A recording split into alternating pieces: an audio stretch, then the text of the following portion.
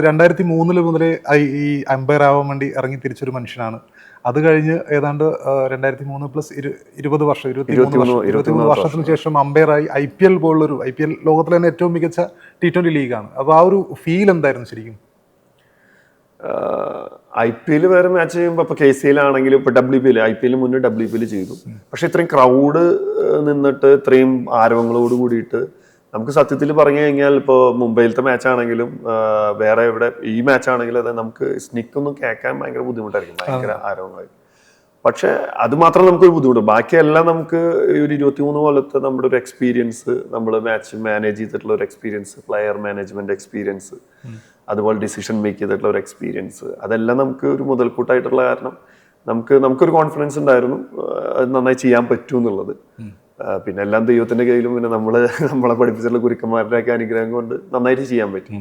ഇപ്പൊ സഞ്ജു ആദ്യ ഓവർ തന്നെ 3 ബൗണ്ടറി നേടി. സഞ്ജുവിന്റെ ബാറ്റിംഗ് ഇത്ര അടുത്ത് നിൽക്കുകയാണ്, 22 വാര അകത്ത് നിൽക്കുകയാണ്, കാണുകയാണ്. അപ്പം ആ ഒരു ഫീൽ എങ്ങനെയാണ്? സഞ്ജു എന്ന് പറയുമ്പോൾ നമുക്കറിയാം വേൾഡ് കപ്പിൽ ബാക്ക് ടു ബാക്ക് 350s ഒക്കെ അടിച്ചുകൊണ്ട് നമുക്കൊരു ലോകകപ്പ് നേടി തന്ന താരമാണ്. അപ്പോൾ സഞ്ജു ഡയറക്റ്റ് ഇവിടെ ബാറ്റ് ചെയ്യുകയാണ്. സഞ്ജുവിന്റെ ബാറ്റിംഗ് ഇത്ര അടുത്തുനിന്ന് കാണുമ്പോൾ എന്താണ് ഒരു അമ്പയർ എന്നുള്ള നിലക്ക് തോന്നുന്നത്? സഞ്ജുവിന്റെ ബാറ്റിംഗ് ഞാൻ എല്ലാ തരത്തിലും കണ്ടിട്ടുണ്ട്.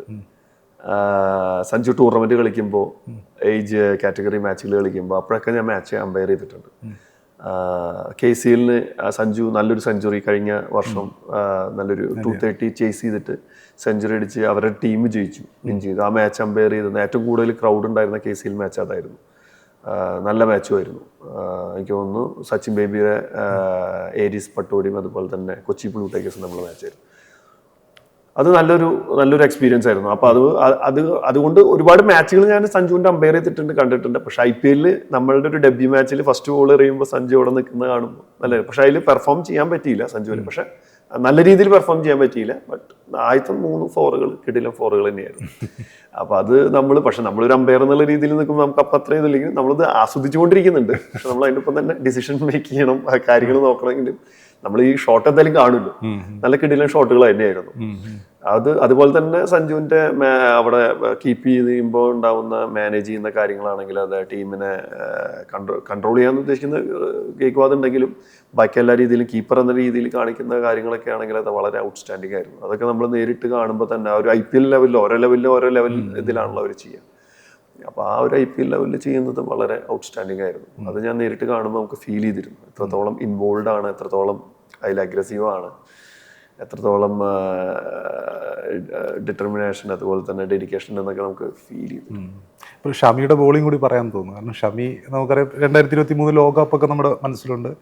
ഒരു ബുംറൻ്റെ ഒപ്പം തന്നെ നമുക്ക് ലോകകപ്പ് നേടിത്തന്നൊരു താരമാണ്. അപ്പം ഷമി ഒരുപാട് പരിക്കും മറ്റുമൊക്കെ കാരണം ഇപ്പോൾ ടീമിൽ നിന്ന് പുറത്താണ്. എങ്കിൽ കൂടി അദ്ദേഹം ഈ ആഭ്യന്തര ക്രിക്കറ്റിലൊക്കെ ഈ രഞ്ജി ട്രോഫിയിലൊക്കെ മികച്ച പ്രകടനം കാഴ്ചവെച്ചു. ഈ IPL-ലും അത്യാവശ്യം നന്നായിട്ട് തന്നെ പെർഫോം ചെയ്തു. അപ്പോൾ അദ്ദേഹത്തിൻ്റെ ബോളിംഗ് ആണ് ഫസ്റ്റായിട്ട് നിൽക്കുന്നത്. ഇതിലൊക്കെ ഒരു വൈഡ് വിളിച്ചു എന്ന് പറഞ്ഞു. അതെ, വൈഡ് ലെഗ് സൈഡ് ആയിരുന്നു, അതല്ലെങ്കിൽ ലെഗ് സൈഡ് ആയിരുന്നു. അത് മൂവ് ചെയ്ത് പോയ കാരണമാണ് വൈഡ് ആയത്. ഷമിക്ക് എല്ലാ സ്ഥലത്തേക്കും മൂവ് ചെയ്യാനുള്ള ഒരു കഴിവുള്ള ഒരു ബോളറാണ്. സ്പീഡിന്റെ ഒപ്പം തന്നെ അതിൻ്റെ ഒരു ആക്യുറസിയും, എങ്ങോട്ട് മൂവ് ചെയ്യണം, എങ്ങനെ കളിപ്പിക്കണം എന്നുള്ള ഒരു സെൻസ് ഉള്ള ഒരു ബൗളറാണ്. അപ്പോൾ അതുകൊണ്ട് തന്നെ ഫസ്റ്റ് തന്നെ ഞാൻ നിൽക്കുമ്പോൾ ഷമിയാണ് ബോൾ ചെയ്യുന്നത്, സഞ്ജു ആണ് നിൽക്കുന്നത്. അപ്പോൾ നമുക്ക് IPL ഹയർ ലെവലിൽ വരും തോറും നമ്മുടെ ഒരു വ്യത്യാസം എന്ന് പറഞ്ഞു കഴിഞ്ഞാൽ ബോളിൻ്റെ സ്പീഡ്, കളിയുടെ സ്പീഡ്, ഇതെല്ലാം നമ്മൾ അതിനനുസരിച്ചിട്ട് നമ്മൾ പൊരുത്തപ്പെടണം. അപ്പോൾ അത് നമുക്ക് ഭയങ്കര ഒരു ചലഞ്ചിങ് മൂഡാണ്. നമുക്കത് വന്നു കഴിഞ്ഞാൽ അറിയുള്ളൂ. അതിനുവേണ്ടി നമുക്ക് പ്രിപ്പയർ ചെയ്യാൻ പറ്റില്ല. നമ്മൾ അതിൽ നിന്ന് കഴിഞ്ഞിട്ട് അത് എന്ത് ചെയ്യുള്ളൂ.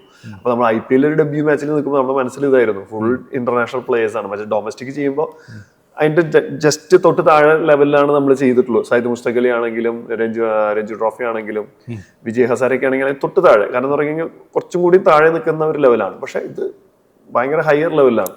അപ്പോൾ അതുകൊണ്ട് തന്നെ ആ ഒരു സ്പീഡും ഇതൊക്കെ നമുക്ക് ഫോളോ ചെയ്യാൻ പറ്റുമോ, നമുക്കത് ക്യാച്ച് ചെയ്ത് എടുക്കാൻ പറ്റുമോ, നമുക്ക് ഡിസിഷൻ കൊടുക്കാൻ പറ്റുമോ എന്നുള്ളൊരു ടെൻഷൻ ഫസ്റ്റ് ബോളിലുണ്ടായിരുന്നു. പക്ഷെ നല്ലൊരു കിടിലൻ ബോളായിരുന്നു, അത് നമുക്ക് ഫോളോ ചെയ്യാൻ പറ്റി.